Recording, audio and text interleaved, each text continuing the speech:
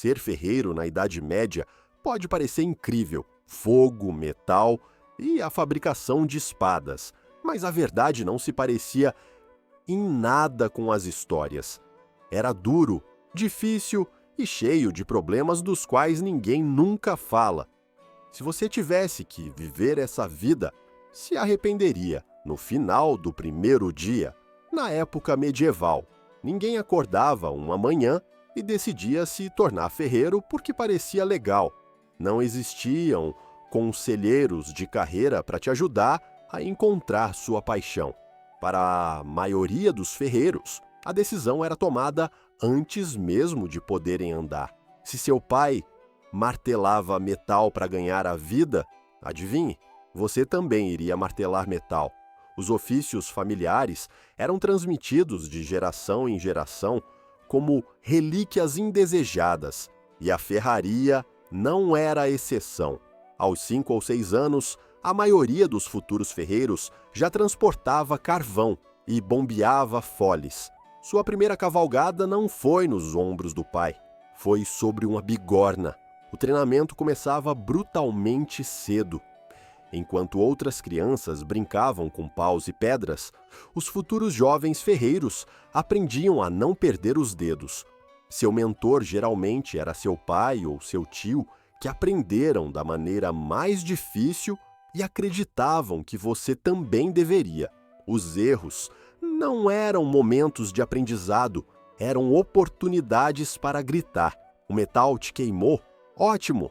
Agora você não fará isso de novo. O mais chocante para nossa sensibilidade moderna é que a formação dos ferreiros medievais não tinha regras de segurança, nem pausas, nem preocupação com o desenvolvimento infantil. Uma criança de 8 anos poderia trabalhar 10 horas seguidas durante as temporadas de pico. Os braços não são fortes o suficiente para levantar um martelo corretamente? Ninguém se importava. Continue tentando até conseguir ou até cair exausto. Registros do século XIV mostram que alguns aprendizes de ferreiro começavam aos 7 anos, e seus aprendizados formais duravam de 7 a 10 anos. Isso significa que, aos 17 anos, você já tinha trabalhado 10.000 horas com metal, suas costas já começavam a se curvar, suas mãos estavam permanentemente calejadas e seus pulmões danificados pela fumaça. O sistema de guildas medieval acabou fornecendo alguma estrutura, mas também aprisionou os ferreiros em hierarquias e regras estritas. Quebrar as regras ou tentar mudar de carreira? Boa sorte! O sistema não foi construído para a mobilidade social, mas para manter o status quo. Assim, enquanto os adolescentes de hoje se estressam com as carreiras universitárias, os adolescentes medievais já eram especialistas em um ofício que nunca escolheram e com habilidades das quais não podiam escapar. Sua trajetória profissional era uma linha reta, do seu berço à sua bigorna até o seu túmulo, o ambiente de trabalho, entre o fogo e o gelo. Por mais duro que fosse o treinamento, pelo menos você podia trabalhar em condições confortáveis, certo? Quem dera fosse verdade. Imagine passar 12 horas por dia, 6 dias por semana, ao lado do que equivale a um pequeno vulcão. Bem-vindo à vida de um ferreiro medieval. A forja não estava apenas quente, era um inferno. Uma forja de ferraria típica precisava atingir temperaturas entre 815 graus Celsius e 1.100 graus Celsius para trabalhar o ferro corretamente. Isso é quente o suficiente para derreter completamente o alumínio, o chumbo e o zinco. Para colocar em perspectiva, isso é aproximadamente 8 a 10 vezes mais quente que o dia mais quente já registrado na Terra. Seu local de trabalho fazia o Vale da Morte parecer uma geladeira. Os meses de verão eram particularmente brutais. Imagine martelar ao lado de um fogo crepitante quando já faz 30 graus Celsius lá fora. Os ferreiros medievais não tinham camisas que absorviam a umidade, nem toalhas refrescantes. Eles tinham lã, linho ou absolutamente nada. Muitos trabalhavam sem camisa e ainda assim sofriam regularmente de exaustão pelo calor. Evidências arqueológicas de ferrarias medievais mostram que os pisos das forjas frequentemente tinham uma leve inclinação e canais de drenagem. Por quê? Porque os ferreiros suavam tanto que o chão precisava de sistemas de drenagem apenas para transpiração humana. Alguns relatos sugerem que, em dias particularmente quentes, um ferreiro ocupado poderia perder vários quilos de peso em água durante um único turno de trabalho. O inverno não oferecia nenhum alívio real. O contraste entre o calor da forja e o ar gelado criava uma tempestade perfeita para doenças. Sua testa assaria, enquanto suas costas congelariam. Toque suas ferramentas com as mãos nuas. Aproveite a sensação de sua pele grudando no metal gelado e depois queimando imediatamente quando você volta para a uniforja. Os ferreiros medievais eram os hot pockets humanos originais, congelados de um lado, escaldantes do outro. As flutuações constantes de temperatura causavam problemas crônicos de saúde.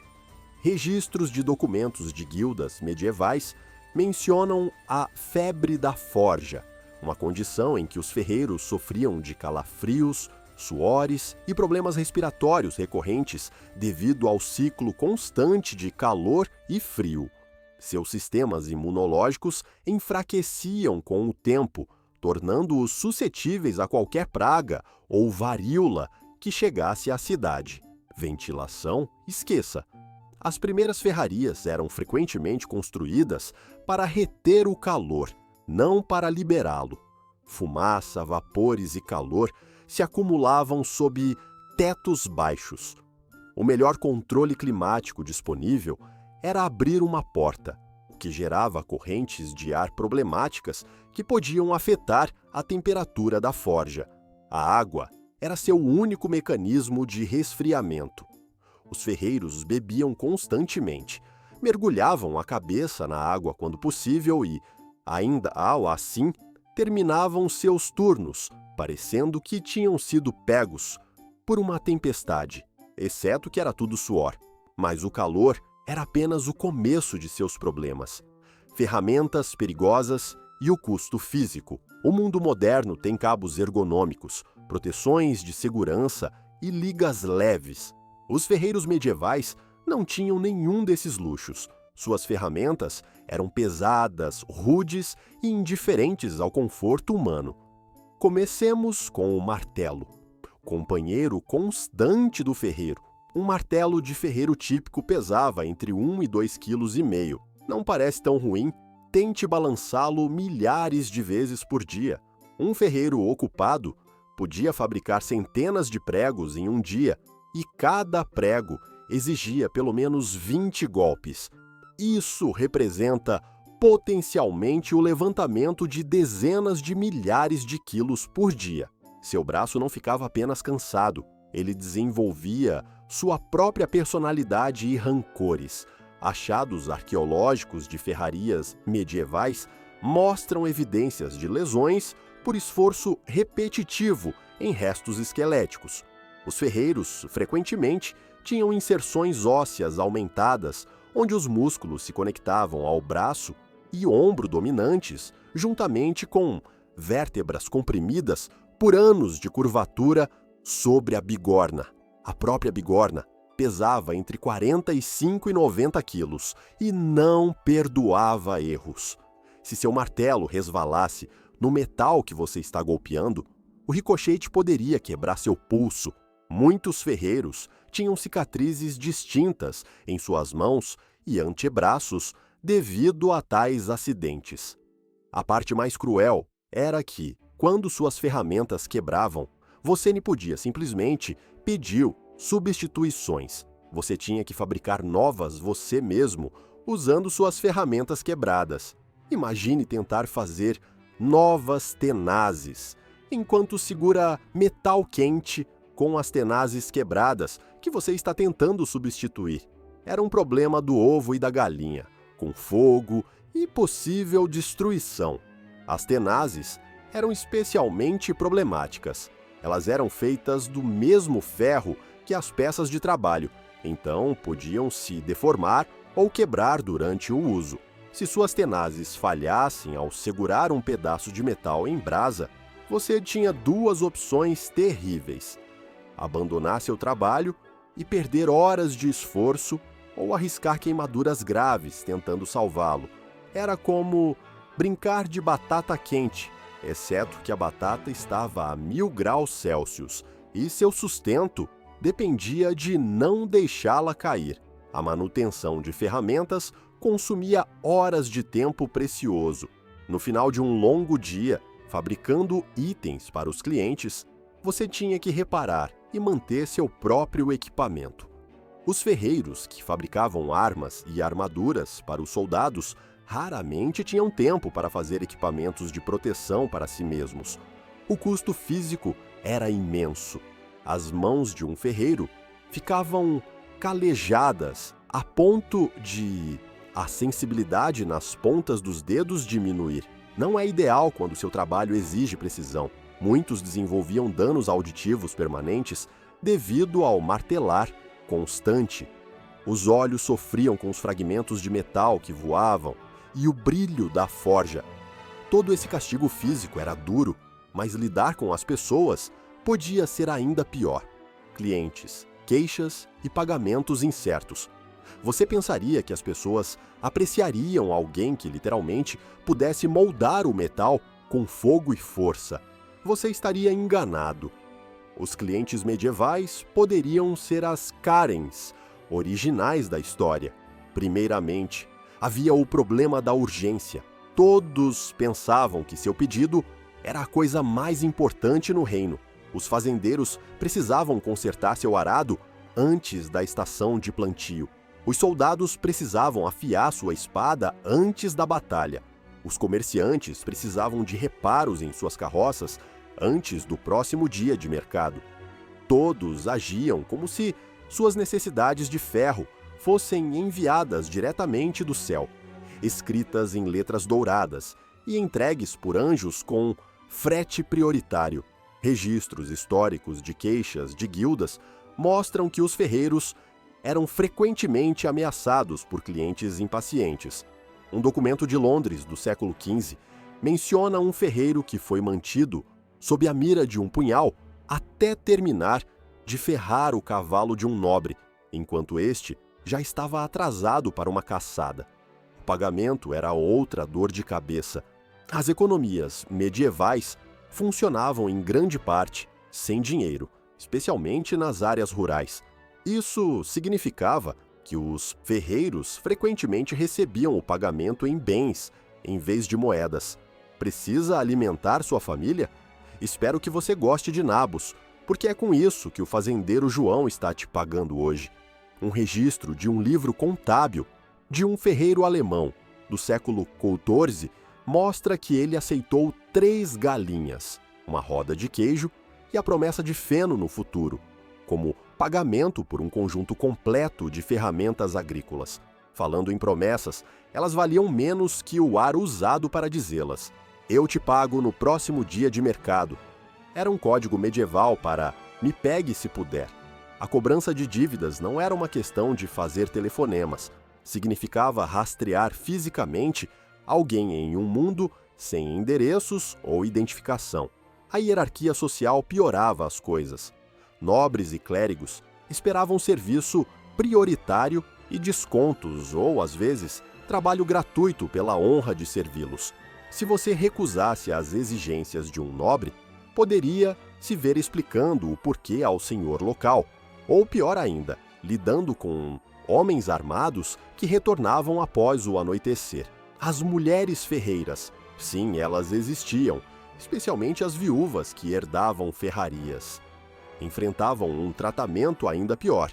Registros mostram que as mulheres ferreiras frequentemente tinham que cobrar menos enquanto lidavam com clientes que questionavam constantemente suas habilidades. Os piores clientes eram aqueles que se achavam especialistas. Eles ficavam perto da forja, oferecendo conselhos não solicitados enquanto você trabalhava.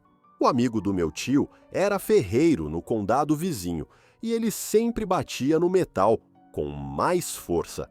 Nada melhorava a ferraria como o conselho não solicitado de alguém cuja experiência mais próxima da metalurgia era cozinhar sopa. Mas pelo menos todo esse assédio do cliente resultava em um pagamento apropriado, certo? Bem, sobre isso, uma economia de troca e dívidas. Hoje em dia, damos o pagamento como certo. Você trabalha, você ganha dinheiro. Simples. Para os ferreiros medievais, a compensação era um jogo confuso e frustrante de o que vou receber hoje. Moedas reais eram raras na vida cotidiana medieval, especialmente nas áreas rurais. A maioria das pessoas nunca teve mais do que algumas moedas em toda a sua vida. Em vez disso, a economia funcionava com base em troca, crédito e obrigações. Para os ferreiros, isso significava que seu pagamento frequentemente vinha com penas, um batimento cardíaco ou raízes. Um detalhe fascinante dos registros fiscais da Inglaterra medieval mostra que alguns ferreiros recebiam até 70% de sua renda anual em formas não monetárias. Galinhas, gansos, grãos, vegetais, cerveja, lã, promessas de trabalho, todos eram pagamentos padrão. Seu salário não era depositado em um banco. Ele cacarejava, fermentava ou apodrecia em seu jardim. Isso criava problemas práticos. Uma galinha poderia escapar antes de você chegar em casa. O grão poderia estragar se o tempo estivesse úmido. E quantos repolhos uma família pode comer? O ferreiro se tornava, essencialmente, um comerciante de pequena escala que tinha que trocar os bens que recebia por coisas que realmente precisava. O sistema de crédito era ainda mais problemático. Muitos clientes simplesmente registravam suas dívidas em bastões entalhados ou em livros contábeis rudimentares. Alguns ferreiros rurais tinham dívidas pendentes com clientes que datavam de décadas. Registros históricos de várias cidades europeias mostram os ferreiros no topo das listas de credores em testamentos, o que significa que havia pessoas que morreram e ainda lhes deviam dinheiro por trabalhos realizados anos antes. Os pagamentos sazonais criavam pesadelos no fluxo de caixa. Os fazendeiros pagavam após a colheita, o que significa que os ferreiros podiam passar meses sem renda significativa, apesar de trabalharem constantemente. O inverno era especialmente difícil. Todo mundo precisava de trabalhos em metal, mas ninguém tinha nada para trocar até a primavera. Status não era sinônimo de riqueza. Apesar de serem essenciais para a sociedade medieval, os ferreiros raramente enriqueciam. Evidências arqueológicas mostram que, enquanto os ferreiros urbanos que trabalhavam para a nobreza ou o exército podiam acumular alguma riqueza, o ferreiro rural médio vivia modestamente. Suas casas continham poucos luxos, além de suas ferramentas. Os cobradores de impostos pioravam as coisas. Os ferreiros eram alvos fixos e visíveis para a cobrança de impostos. Suas oficinas não podiam ser escondidas e sua renda era mais fácil de avaliar do que a de muitas outras profissões. Registros de várias cidades europeias medievais mostram que os ferreiros pagavam impostos a taxas efetivas mais altas que os comerciantes, que na realidade ganhavam mais. Mesmo os pagamentos que pareciam confiáveis não eram. O senhor local poderia pagá-lo reduzindo seus impostos ou protegendo sua loja. Proteção que você nunca pediu contra ameaças que poderiam não existir. Era como uma fraude de seguros medieval, exceto que o gangster tinha permissão legal para portar uma espada e ser dono da sua casa. E como se todas essas dores de cabeça financeiras não fossem suficientes, havia algo ainda mais preocupante na rotina diária do ferreiro, que afetava cada respiração que ele dava. Riscos de saúde e o assassino silencioso. Todo trabalho tem seus riscos, mas os ferreiros medievais enfrentavam um assassino silencioso a cada respiração. O ar em uma ferraria não era apenas desconfortável, era mortal. A cada golpe de metal quente, partículas microscópicas voavam para o ar. Esses pequenos pedaços de óxido de ferro, pó de carvão e metais se depositavam nos pulmões.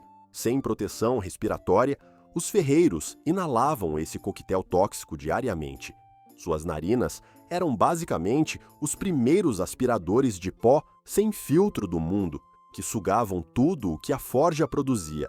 O carvão vegetal ou mineral usado para aquecer a forja liberava monóxido de carbono, um gás incolor e inodoro que envenenava lentamente o ferreiro. Em oficinas pequenas, esses níveis causavam dores de cabeça, tonturas e confusão, sintomas descartados como cansaço. A sala está girando ou é apenas segunda-feira? Era uma piada comum entre os ferreiros, exceto que na sexta-feira ninguém estava rindo. Os vapores metálicos eram ainda piores. Ao trabalhar com ligas de chumbo ou cobre, os ferreiros respiravam vapores que danificavam seus sistemas nervosos. Seus corpos se tornavam bancos de metal onde apenas depósitos entravam, nunca saíam. Registros mostram que os ferreiros frequentemente morriam mais jovens que outros comerciantes.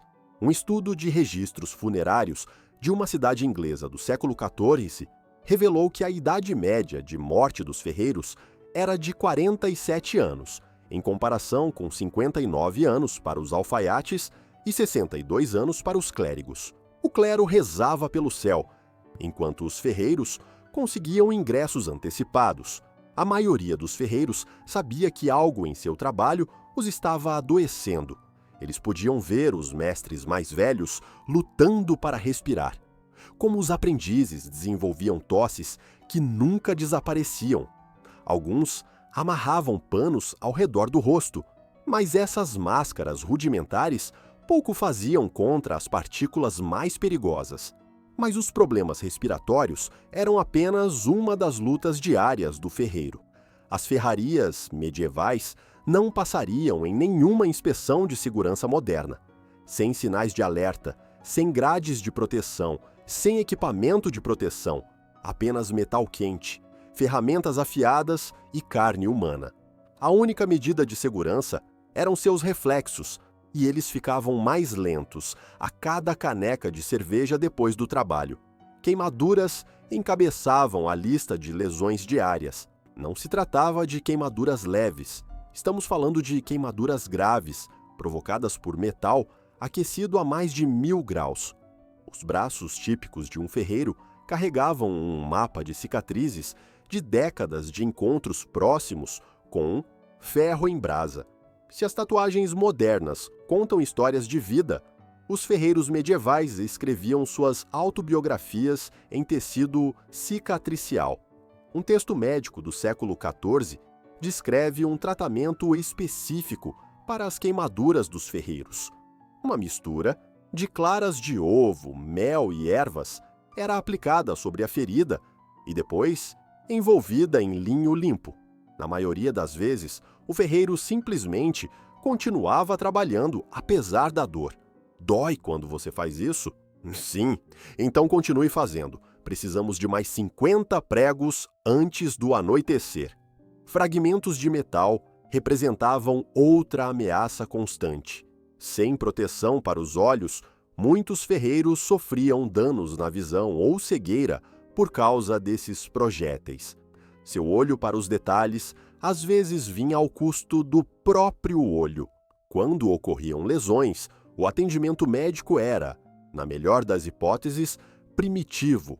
Feridas graves frequentemente infeccionavam, levando a envenenamento do sangue. A amputação era às vezes o único tratamento para membros esmagados, realizada sem anestesia e usando a mesma forja para aquecer a lâmina para cauterizar.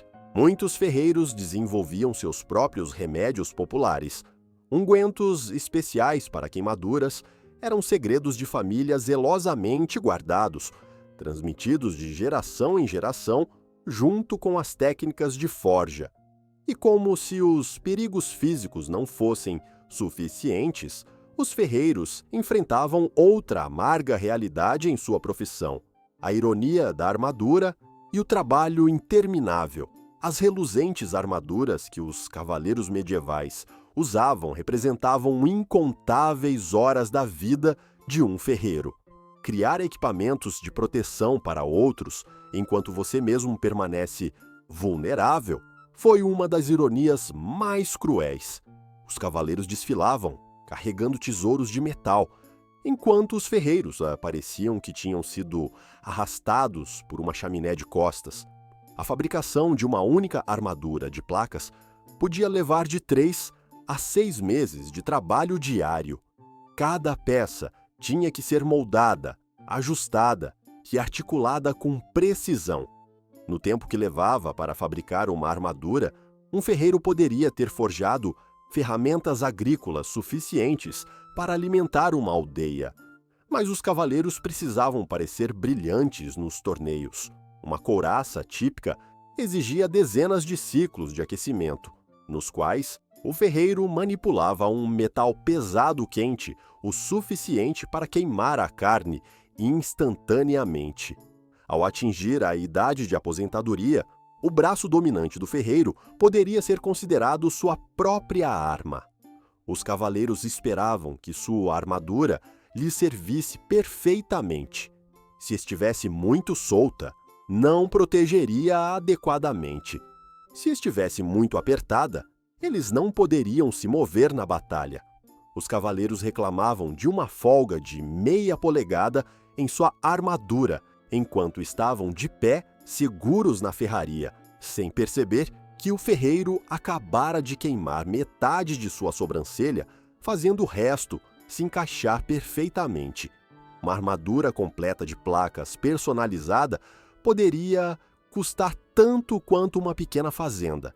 Isso significava que o armeiro estava criando algo que ele mesmo nunca poderia pagar para possuir. Enquanto o cavaleiro cavalgava para a batalha, protegido da cabeça aos pés, o ferreiro que havia fabricado essa proteção não usava nada além de um avental de couro, enquanto fragmentos de metal voavam ao redor de sua oficina. As técnicas especializadas necessárias para criar armaduras eram fisicamente devastadoras. Para dar forma às couraças, era necessário martelar o metal sobre uma estaca especializada, seguindo padrões específicos centenas de vezes, frequentemente em posições desconfortáveis que, com o tempo, destruíam os ombros e as costas. As exigências do tempo de um ferreiro tornavam seu trabalho ainda mais desafiador. Os ferreiros medievais nunca paravam de trabalhar. O ferreiro estava permanentemente de plantão para cada portão quebrado, roda de carroça quebrada ou arma danificada na cidade. Sua versão de um fim de semana era poder dormir entre as emergências. As emergências não esperam por horários convenientes. Se um fazendeiro quebrasse um arado durante a estação de plantio, o ferreiro o reparava imediatamente, mesmo durante a noite. O abastecimento de alimentos de toda a aldeia poderia depender disso. Desculpe, perdi seu casamento. A filha do moleiro quebrou uma unha e depois o prego que eu estava usando para consertar o moinho. As demandas militares eram ainda mais urgentes. Registros históricos descrevem que os ferreiros eram forçados a viajar com as tropas para realizar reparos em campo durante cercos ativos. Fale sobre riscos no local de trabalho. A maioria dos trabalhos não inclui na descrição a possibilidade de ser atingido por flechas. Mesmo eventos rotineiros como lesões de cavalos exigiam atenção imediata. Um cavalo com uma ferradura quebrada não poderia trabalhar. E em uma sociedade agrícola, isso significava perdas financeiras. Os ferreiros eram basicamente a versão medieval da assistência na estrada. exceto que, em vez de ajudá-lo a trocar um pneu, eles tinham que criar o pneu do zero, enquanto o cavalo lhes dava olhares sujos. Os feriados religiosos não representavam um verdadeiro descanso.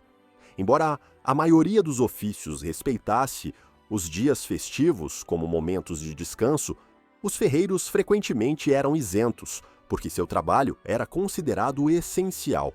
Registros eclesiásticos mostram dispensas especiais concedidas aos ferreiros para trabalhar em dias festivos em casos de necessidade urgente. A ironia de estar sempre de plantão era que, apesar de seu papel essencial, os ferreiros raramente recebiam um reconhecimento proporcional ao seu sacrifício. Em vez disso, frequentemente enfrentavam consequências por circunstâncias que estavam fora de seu controle. O jogo da culpa e o legado de ferro. Se houvesse tribunais medievais, o ferreiro teria sido a defesa padrão. Quando as armas quebravam ou as ferramentas falhavam, os ferreiros assumiam a culpa, não importando o mau uso que lhes era dado. Apesar dessa injustiça, eles continuaram a martelar a espinha dorsal da sociedade. Não era o fazendeiro que usou mal a ferramenta, mas o ferreiro que supostamente a fez fraca demais. O ônus da prova sempre recaía sobre o ferreiro. Sem padrões modernos de controle de qualidade ou garantias escritas, as disputas se resumiam a questões de reputação e posição social. Quando a roda da carroça de um comerciante rico quebrava porque ele a sobrecarregava, em quem o magistrado da cidade acreditaria? No próspero comerciante ou no ferreiro coberto de fuligem? Sim, tenho certeza de que a roda da sua carroça se desintegrou espontaneamente sob o peso perfeitamente razoável de 20 pessoas e todos os seus pertences. Um detalhe fascinante vem dos registros judiciais medievais. Às vezes, exigia-se que os ferreiros jurassem sobre relíquias sagradas que não haviam sabotado deliberadamente seu trabalho. A própria existência de tais requisitos demonstra com que rapidez a culpa era atribuída a eles quando os produtos falhavam. As crianças adicionavam outra camada de complexidade. Quando uma criança se feria com uma ferramenta ou objeto de metal, os pais imediatamente culpavam seu fabricante em vez de considerar questões de supervisão. Registros de várias cidades medievais mostram que os ferreiros foram considerados responsáveis por lesões causadas por objetos que haviam fabricado, mesmo anos após a venda.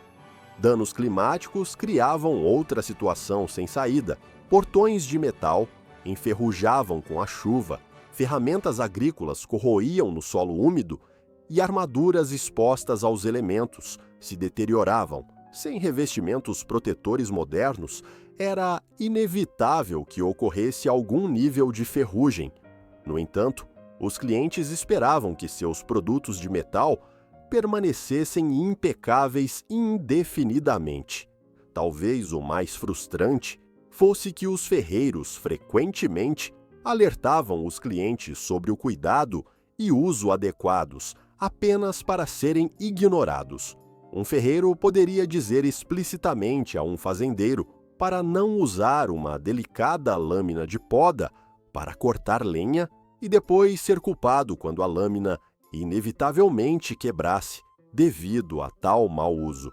Mesmo em seus leitos de morte, alguns ferreiros medievais não conseguiam escapar da culpa.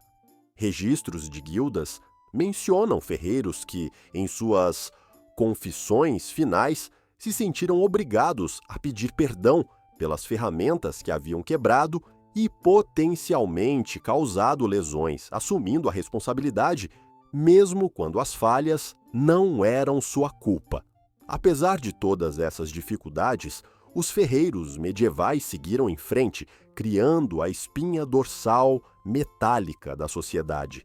Seu legado continua vivo nos portões dos castelos, que ainda estão de pé em peças de museu que sobreviveram séculos, e no próprio ofício. que evoluiu, mas nunca desapareceu.